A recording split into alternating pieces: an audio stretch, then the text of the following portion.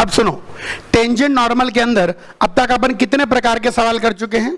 पहले प्रकार का सवाल किया था, कर्व भी गिवन है और कर्व के ऊपर पॉइंट भी गिवन है और आपको टेंजेंट नॉर्मल निकालनी है।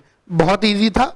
दूसरे प्रकार का सवाल अपन ने किया था, कर्व गिवन है और टेंजेंट नॉर्मल का स्लोप गिवन है कि इस कर्व की वो टेंजेंट निकालो जिसका स्लोप 2 हो, या इस कर्व की वो टेंजेंट निकालो जिसका स्लोप 3 हो, एंड सो ऑन। तीसरे प्रकार का अपन ने सवाल किया था, curve and outside point. Curve given है और बाहर का पॉइंट गिवन है। एक कर्व गिवन है और बाहर का पॉइंट गिवन है कि भाई 2,3 से टेंजेंटें खींची आती है, इक्वेशन निकालिए। उसका मैंने आपको स्टैंडर्ड अप्रोच बता दी। आज हम लोग एक गजबी प्रकार के सवाल करेंगे, टाइप 4। टाइप 4 की हेडिंग है टेंजेंट और नॉर्मल। बिल्कुल ध्यान देंगे, टेंजेंट और नॉर्मल कटिंग कर्व अगेन। आइए बात करते हैं, टेंजेंट और normal cutting the curve again. Tangent और नॉर्मल जो कर्व को दोबारा से कट करेंगे। बहुत जबरदस्त प्रकार के सवाल होते हैं, tangent and normal cutting the curve again. Okay, इसको मैं डायरेक्टली एक सवाल के थ्रू लूंगा और इसका कंसेप्ट मैं समझाऊंगा और सब बच्चे इस कंसेप्ट को समझने की कोशिश करेंगे। क्वेश्चन है एक बहुत बढ़िया, बहुत प्यारा क्वेश्चन है। क्वेश्चन कहता है, find equation of a line which is tangent at one point and normal at other point to curve. और कर्व बहुत ही सुंदर और सुशील, x equal to 3t square, y equal to 2t cube. ध्यान देखेंगे, हेडिंग पहले देखिए। हेडिंग क्या है? टेंजेंट और normal cutting the curve again. इस हेडिंग पर बेस्ड 3-4 बहुत जबरदस्त सवाल आईआईटी में आए हुए हैं और उन सारे जबरदस्त सवालों को हम एक एक करके करेंगे। 3-4 बहुत अच्छे क्वेश्चन आईआईटी में आए हुए हैं। अब सब बच्चे ध्यान से बोर्ड पर देखेंगे।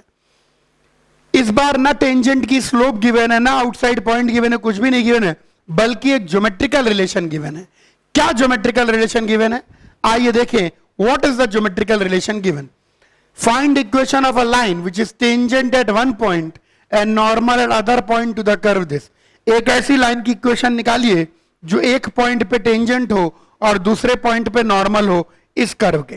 कर्व भी पैरामेट्रिक दे रखा है, x equal to 3t square, y equal to 2t cube. क्या आप लोग ट्राई करना चाहेंगे कि मैं करके बताऊं?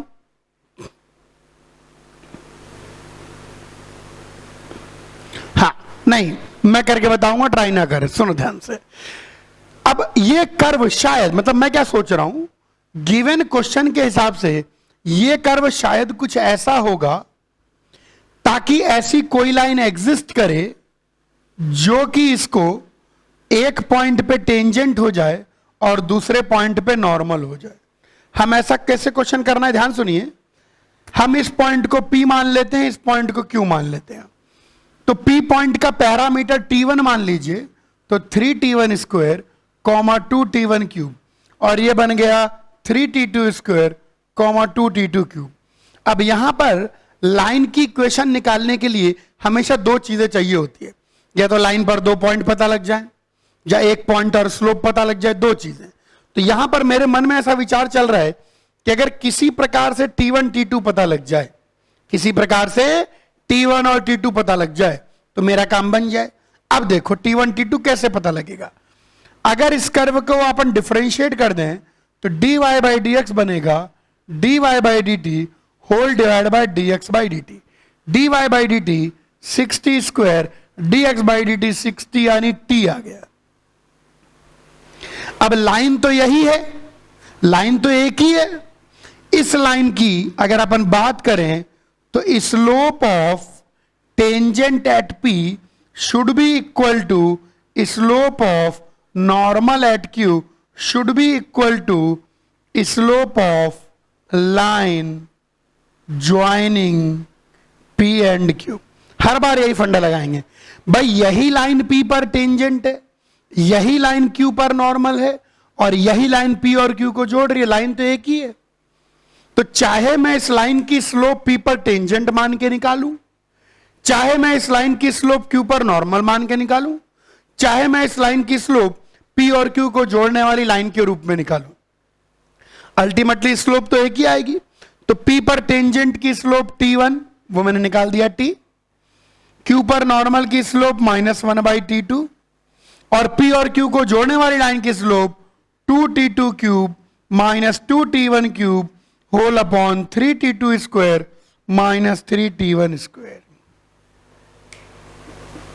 यह आ गया निकल के। दो इक्वेशन दो वेरिएबल सॉल्व करेंगे, मिल जाएगा T1 एंड T2। हर बार यही अप्रोच लगानी है। अगर लाइन दोबारा से काट रही है, अगर लाइन दोबारा से कट कर रही है, तो हर बार आप लोग यही अप्रोच लगाएंगे। ओके, कॉपी करो तो फिर मैं इनको सॉल्व करके बताऊं। कॉपी करिए पहले यहां तक। हां, तो भाई यहां तक हम लोग पहुंच गए और हर बार बच्चों यही कंसेप्ट लगाना है। हर बार अगर पी की लाइन क्यू पर काट रही है तो ऐसा कुछ ना कुछ होल्ड करेगा। चलो सॉल्व करते हैं। सबसे पहले मैं क्या बोल रहा हूं, इसको इसके बराबर इक्वेट करके सॉल्व करते हैं। तो T1 इज इक्वल टू, ऊपर से 2 कॉमन ले लें तो T2 minus T1, T2 cube minus T1 cube, ये बन जाएगा T2 square plus T1 T2 plus T1 square whole divide by 3 times T2 minus T1 into T2 plus T1। Cut गया, cross multiply कर दें, 3T1 T2 plus 3T1 square, इधर आ जाएगा T2 square plus T1 T2 plus T1 square. 2 तो रह गया, बहुत बड़ी मिस्टेक हो गई, 2 बाहर पड़ा हुआ था। 2T2 square plus 2T1 T2 plus 2T1 square. तो 2T1 square 3T1 square cut जाएगा और 2T1 T2 3T1 T2 cut जाएगा। सबको मैं तो कहता हूं उस साइड ले जाओ, उधर ले आते हैं।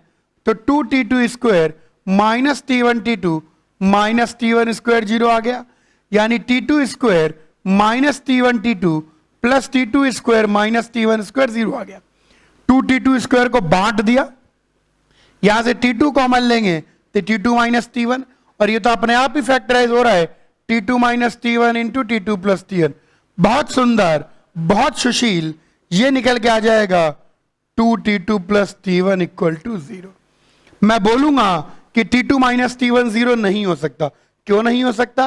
क्योंकि T1 और T2 दोनों डिस्टिंक्ट पॉइंट हैं, T1 और T2 दोनों अलग अलग पॉइंट हैं। तो एक जबरदस्त रिश्ता मिला है मुझे 2T2 plus T1 equal to 0, और एक रिश्ता यहां पर भी है, रिश्ते पे रिश्ता, T1 is equal to -1/T2। तो यहां से T1 की वैल्यू यहां रख दें, -2T2 -1/T2, तो यहां से कट जाएगा। तो T2 की वैल्यू +1/√2 या T2 की वैल्यू -1/√2। अगर T2 की वैल्यू 1/√2 आ रही है तो T1 की वैल्यू -√2 और यहां T1 की वैल्यू +√2 लीजिए। यानी कमाल की बात है, ऐसी एक नहीं बल्कि दो लाइनें हैं। एक T1 T2 का ये कॉम्बिनेशन यूज करेंगे और एक T1 T2 का ये कॉम्बिनेशन यूज करेंगे। ऐसी एक नहीं बल्कि ऐसी दो लाइनें हैं जो कि एक पॉइंट पे टेंजेंट हैं और दूसरे पॉइंट पे नॉर्मल। कॉपी करिए।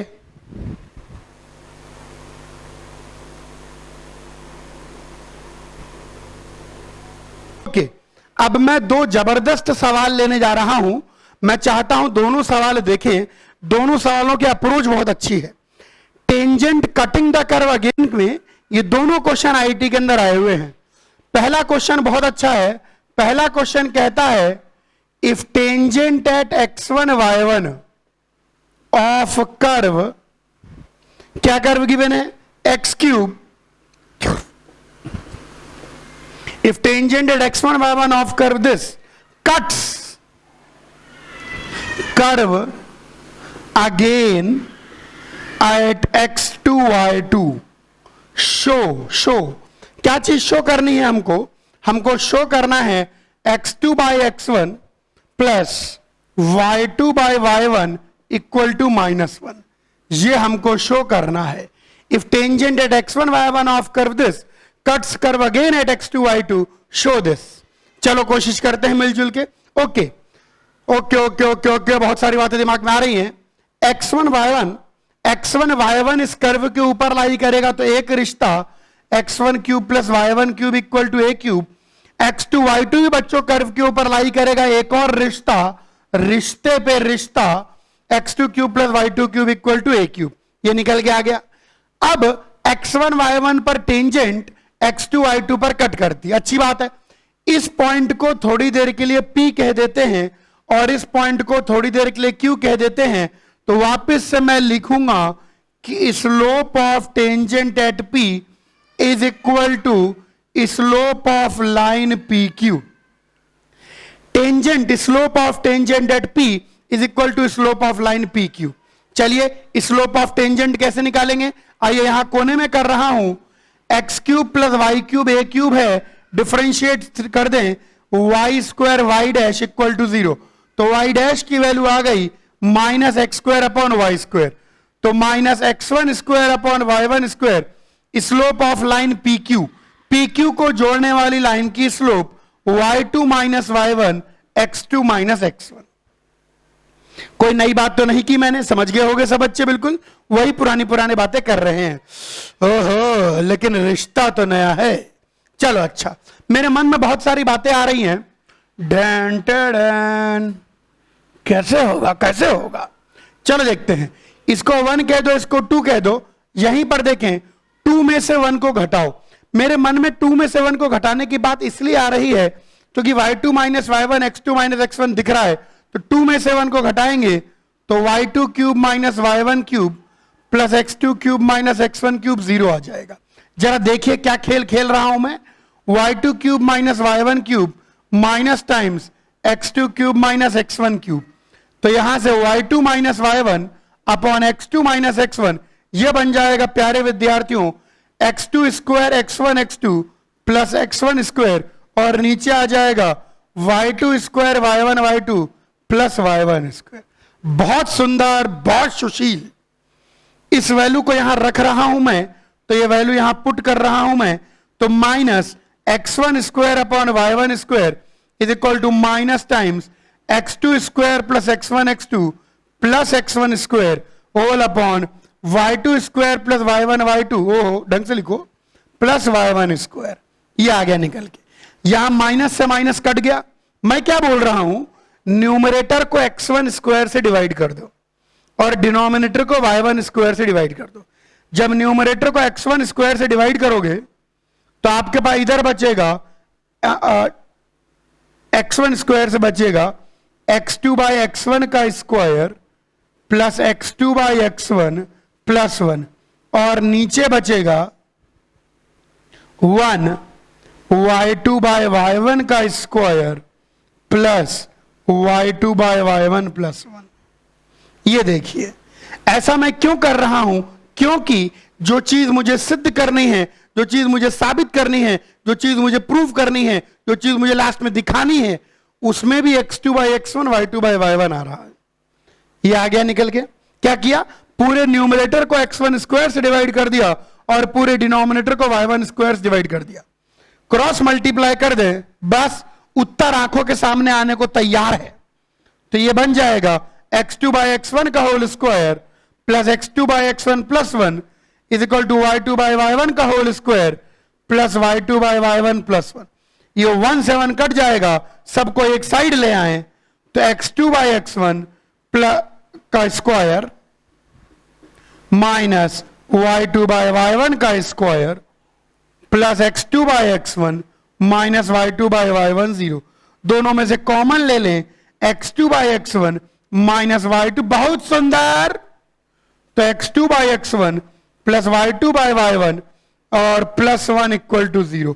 अब मैं बोलूंगा ये 0 नहीं हो सकता क्योंकि x1 x2 y1 y2 distinct point है, तो अल्टीमेटली इसी को 0 होना पड़ेगा और कहना पड़ेगा मुझको हैंस पार्टी। जब आईआईटी में बच्चों ने पहली बार इस क्वेश्चन को देखा होगा तो सोचो उनकी खोपड़ी में क्या चला होगा। खैर क्वेश्चन ज्यादा मुश्किल नहीं है, थोड़ा मैनिपुलेशन बेस्ड है। एक बार फिर से मैं ब्रीफ कर देता हूं थोड़ा सा। x1 y1 और x2 y2 दोनों के दोनों कर्व के ऊपर पॉइंट हैं, तो x1 y1 x2 y2 curve के ऊपर ऐसे लाई कर रहे हैं।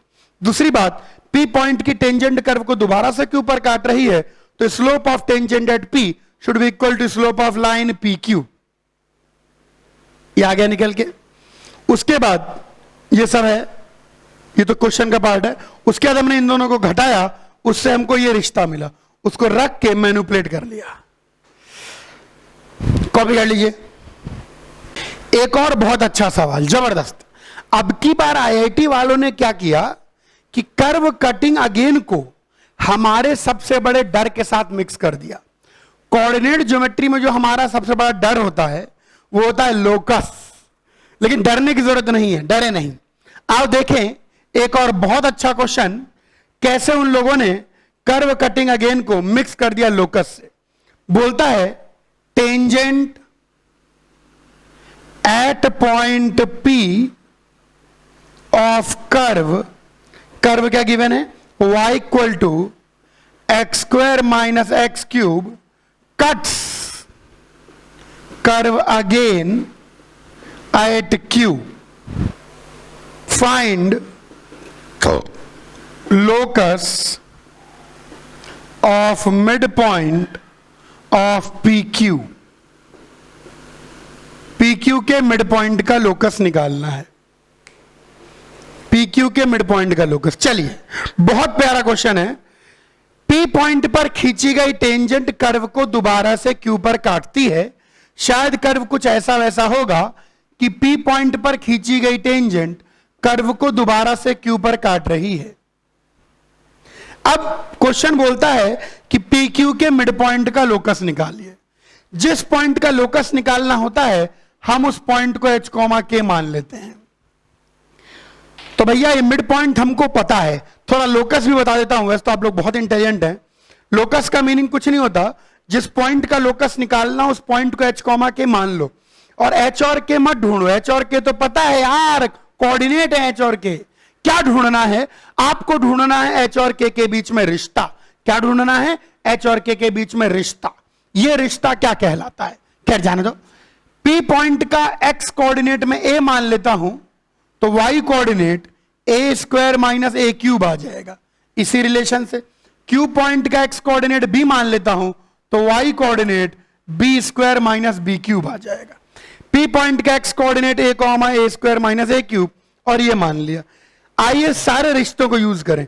H, के इसका मिड पॉइंट है तो a plus b by two h हो जाएगा, और a square minus a cube plus b square minus b cube by two k हो जाएगा।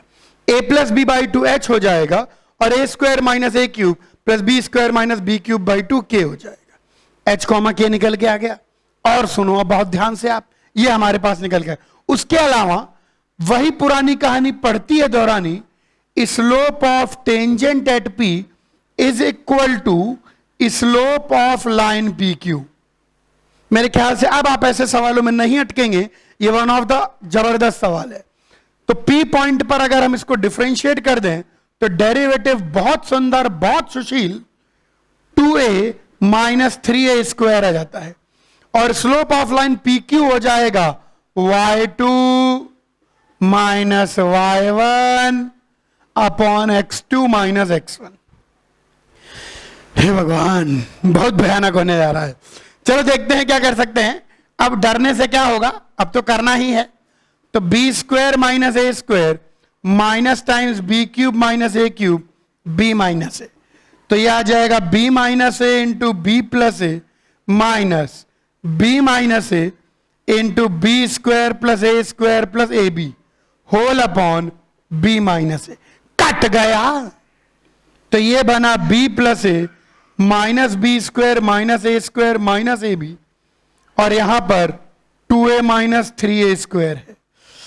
चलो यार बहुत बदसूरत हो चुका है। तो एक a से एक a कट जाएगा, और माइनस a स्क्वायर यहां कटेगा तो यहां 2 बचेगा। सबको इधर लेके आ रहा हूं, जगह की कमी पड़ेगी, खैर कोई ना, सबको इधर लेके आ रहा हूं।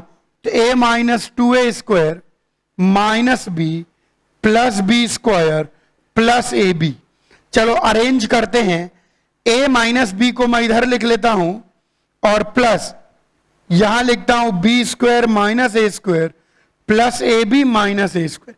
ये 2a² था, इसके दो टुकड़े कर दिए, ठीक है।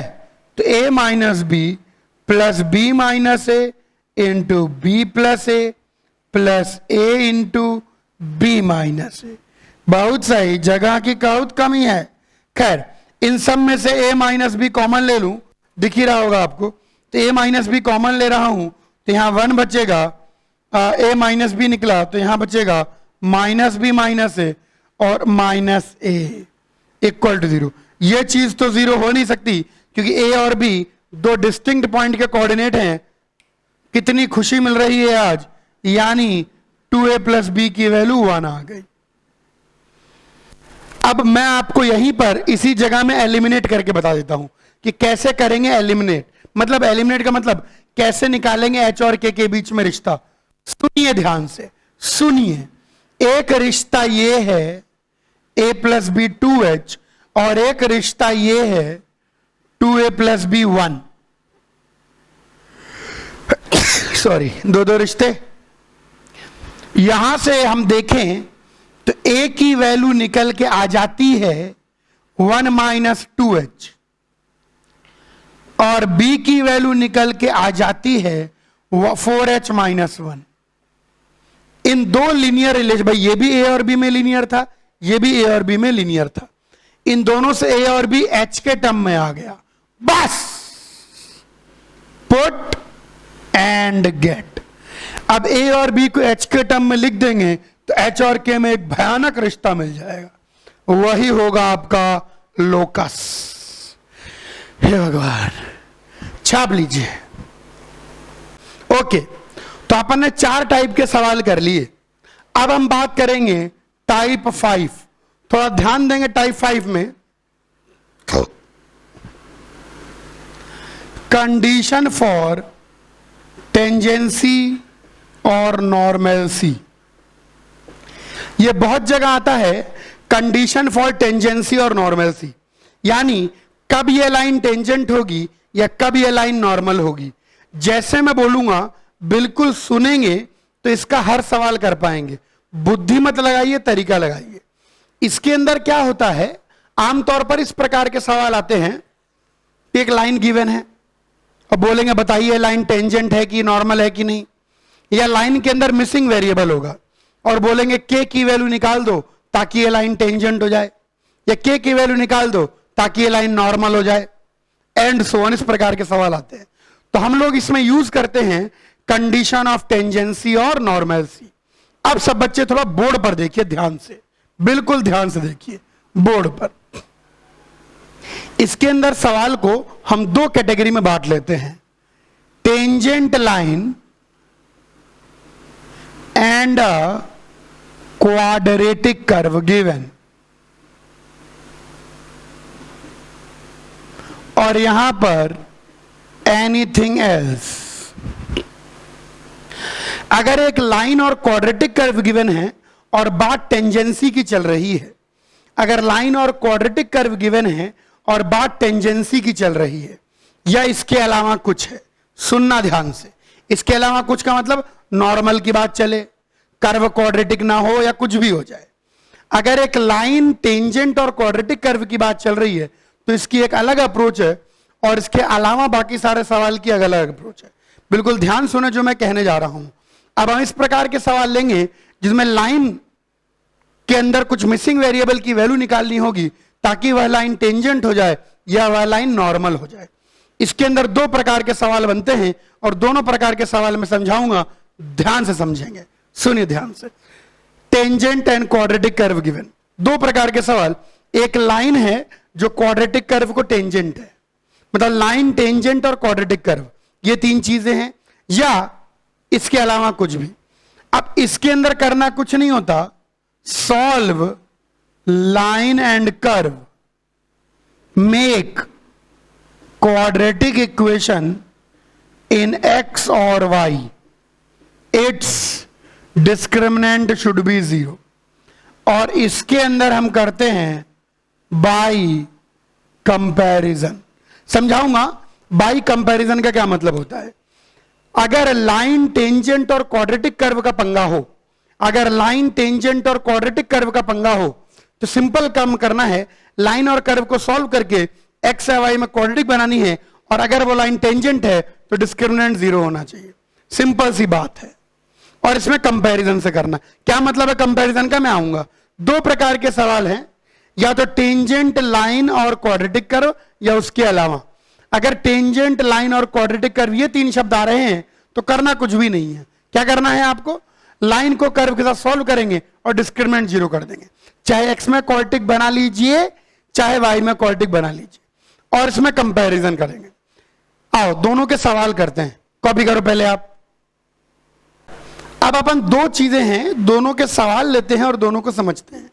एक छोटा सा क्वेश्चन है, यह क्वेश्चन कहता है फाइंड द कंडीशन, ध्यान देखिए, find the condition so that line p x plus q y plus r equal to 0, so that the line is tangent to curve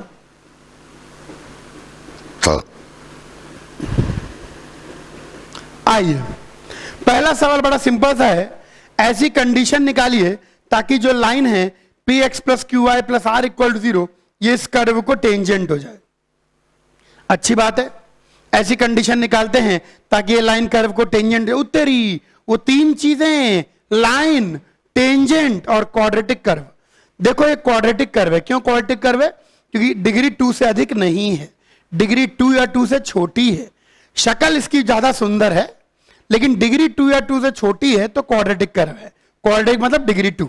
अच्छा, लाइन दिखी, टेंजेंट दिखी, क्वाड्रेटिक कर्व दिखा। अब सुनो ध्यान से, क्वाड्रेटिक कर्व जो है वो एक ही बार घूमता है। एक्चुअली कोई भी क्वाड्रेटिक कर्व होगा तो दोबारा नहीं घूमेगा। एक्चुअली कैसे भी बनेगा, ऐसा ऐसा बनेगा, दोबारा टर्न नहीं लेता है। कोई भी क्वाड्रेटिक कर्व है, सर्किल, एलिप्स, ये सब हाइपरबोला, पैराबोला, ये सब क्वाड्रेटिक कर्व है। अगर कोई भी लाइन इनको टेंजेंट होगी तो वो इसको एग्जैक्टली एक ही पॉइंट पे टच करेगी। देखो जैसे क्यूबिक कर्व होते हैं ना, तो 2 बार भी घूम सकते हैं, यानी लाइन टेंजेंट होते हुए भी उनको काट सकती है। या 4 डिग्री का कर्व है तो लाइन टेंजेंट होते हुए भी उनको काट सकती है। लेकिन क्वाड्रेटिक कर्व के साथ ऐसा नहीं होगा। अगर लाइन टेंजेंट हो गई तो दोबारा से कर्व को नहीं काटेगी। अगर लाइन टेंजेंट हो गई तो दोबारा से कर्व को नहीं काटेगी। अगर लाइन टेंजेंट हो गई तो दोबारा से कर्व को नहीं काटेगी। क्वाड्रेटिक कर्व की यही खास बात है कि उसमें एक ही घूम होता है। या तो पूरे घूमता ही रहेगा या ऐसे घूम होगा, और या तो यूं घूमेगा ऐसा पैराबोला। तो उसके अंदर क्या होता है कि लाइन अगर कर्व को टेंजेंट हो गई तो फिर दोबारा कर्व को टच या कट नहीं करेगी। इसी बात का हम फायदा उठाएंगे। यानी लाइन और कर्व को सॉल्व करने पर एक ही इंटरसेक्शन पॉइंट मिल रहा है। अब कर्व तो क्वाड्रेटिक है, लाइन तो लीनियर है, तो दोनों को सॉल्व करेंगे तो क्वाड्रेटिक मिलेगा। तो यानी इस क्वाड्रेटिक का एक ही रूट आ रहा है, यानी डिस्क्रिमिनेंट 0। यही करना है। तो अपन क्या करेंगे, फिर से लाइन और कर्व को सॉल्व कर लेंगे। कर्व दे रखा है y equal to x square, y की वैल्यू यहां से निकाल लें तो minus p x minus r upon q x square.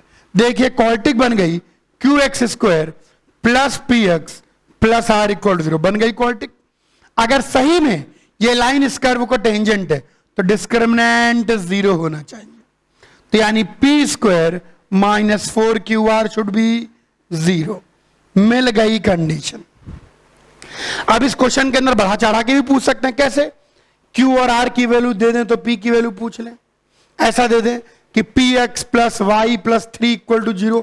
अगर टेंजेंट है तो P निकाल दीजिए, या पी आर की वैल्यू देकर Q पूछ लें, या पी क्यू की वैल्यू देकर R पूछ लें।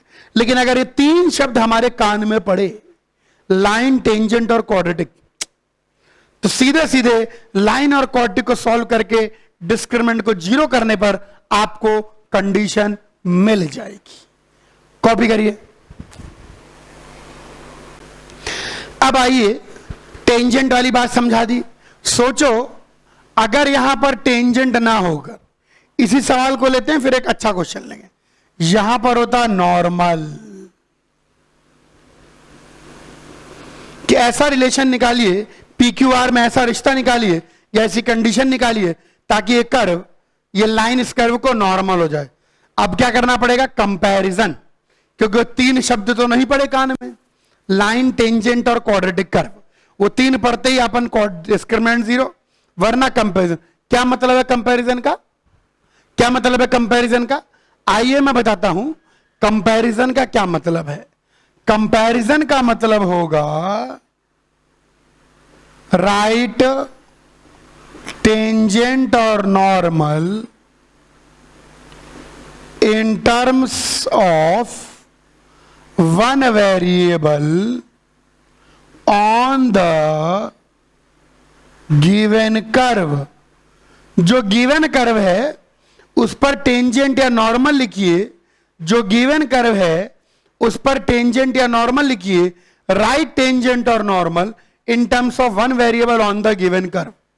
सुनिए ध्यान से कंपैरिजन का क्या मतलब है। तो टेंजेंट या नॉर्मल लिखेंगे केवल सिंगल वेरिएबल के टर्म में। चलिए बात करते हैं, सिंगल वेरिएबल के टर्म में बात करते हैं, बिल्कुल ध्यान सुनते आइए। इस कर्व पे कोई भी जनरल पॉइंट a,a² ले सकते हैं। अगर इस कर्व को डिफरेंशिएट कर दें तो 2x आ जाएगा। तो अपन को नॉर्मल चाहिए, तो मैं बोलूंगा जनरल नॉर्मल एट a,a² निकल के आ जाएगी y minus a square minus 1/2a x minus. ये -1/2a क्यों हुआ? क्योंकि 2x किसका स्लोप होता? टेंजेंट का, तो नॉर्मल का स्लोप -1। ये आ गई जनरल नॉर्मल, मिल गई जनरल नॉर्मल। चलिए 2a से क्रॉस मल्टीप्लाई कर दो, 2ay माइनस यहां कितना आ जाएगा 2a³ is equal to -x plus a। सबको एक साइड ले लें तो 2ay plus x minus a minus 2a³। हमारे हिसाब से ये जनरल नॉर्मल है। कोई खास बात तो नहीं की मैंने, सिंपल सी बात की। हमारे हिसाब से ये जनरल नॉर्मल है और हमको ये नॉर्मल गिवन है। अब समझें कंपैरिजन मींस, कंपैरिजन का मतलब है ratio of coefficient of x should be equal to ratio of coefficient of y should be equal to ratio of constant term. अभी कहानी खत्म नहीं हुई है, 3 स्टेप है। पहला काम ये करना है, दूसरा काम ये करना है और तीसरा काम अभी लिखेंगे। अगर ये भी नॉर्मल है, ये भी नॉर्मल है, तो कॉरस्पॉन्डिंग रेशियो सेम होने चाहिए। कहने का मतलब coefficient of x upon coefficient of x should be equal to coefficient of y upon coefficient of y should be equal to constant term upon constant term. दो लाइनें अगर एक ही ज्योमेट्री देती हैं, लाइन के केस में, यह बात केवल लाइन के केस में ट्रू है। जैसे 2 लाइनें टेंजेंट हैं एक ही कर्व को, या 2 लाइनें नॉर्मल हैं, तो 2 लाइनें अगर एक ही ज्योमेट्री दे रही हैं तो उस केस में उनके कॉरस्पॉन्डिंग रेशियो सेम होना चाहिए। अब कुछ नहीं करना, राइट टेंजेंट और normal in terms of one variable का टर्म, बस eliminate this one variable to get relation. Method set है। अब ये जो वन वेरिएबल के टर्म में लिखा था उसको एलिमिनेट कर दीजिए। तो आओ एलिमिनेट करें। इन दोनों की अगर मदद से देखें तो a की वैल्यू q/2p आती है। अब इन दोनों को इक्वेट कर दें, तो इन दोनों को इक्वेट करके यहां लिख रहा हूं, तो क्रॉस मल्टीप्लाई कर देते हैं, तो माइनस है माइनस ये r/p आ गया। a की वैल्यू q/2p रख दें तो minus q/2p minus 2 into q/2p का होल क्यूब, ये मिल गया रिश्ता। अगर PQR में ये रिश्ता होगा ये लाइन नॉर्मल होगी। मेथड बिल्कुल सिंपल है, मैंने स्टेप बाय स्टेप लिखा है। अगर वो 3 शब्द नहीं सुनाई पड़े, कौन से? लाइन, टेंजेंट और क्वाड्रेटिक कर्व, तो भाई साहब संभल जाइए, पूरा घिसोड़ होगा। पहले सिंगल वेरिएबल के टर्म में टेंजेंट या नॉर्मल लिखेंगे जो कही गई होगी, फिर गिवन लाइन का और आपकी जो टेंजेंट नॉर्मल आई, गिवन लाइन का और आपकी जो टेंजेंट नॉर्मल आई, उसका कंपैरिजन करेंगे और फिर जो इस वेरिएबल के टर्म में लिखा उसको एलिमिनेट कर देंगे। मिल जाएगा रिश्ता। तो अगर अच्छा इसके अंदर आप कैसे कैसे पूछ सकते हैं, वही पुरानी कहानी, पी क्यू की वैल्यू दे के आर पूछ लें, क्यू आर की वैल्यू दे के पी पूछ लें, पी आर की वैल्यू दे के क्यू पूछ लें, एंड सो ऑन। कॉपी कर लीजिए सब बच्चे।